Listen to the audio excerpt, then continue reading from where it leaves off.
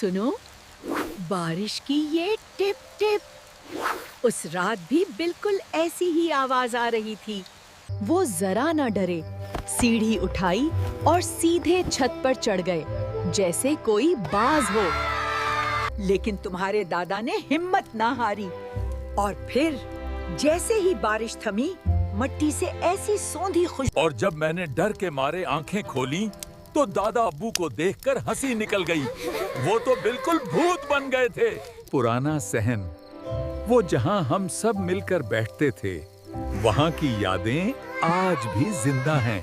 देखो, ये साया और रोशनी, ये भी तो एक कहानी सुनाते हैं। फिर अचानक जोर का झोंका आया और चिराग बुझ गया।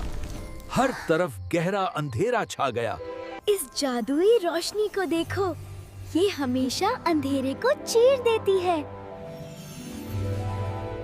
चलो, अब वादा करो, तुम सब हमेशा एक दूसरे का साथ दोगे, जैसे हमने दिया था। वादा करो। सुनो, बारिश थम गई है। अब सब कुछ पुरसकून है, जैसे कुछ हुआ ही ना हो। सो जाओ मेरे बच्चों, अब सोने का वक्त है। अल्लाह अमान। दोस्तों, ये वीडियो कैसी लगी? अगर मजा आया तो वीडियो को लाइक जरूर कीजिएगा और अपने दोस्तों के साथ भी इसे शेयर करें। और हाँ, ऐसी और भी जबरदस्त वीडियोस देखने के लिए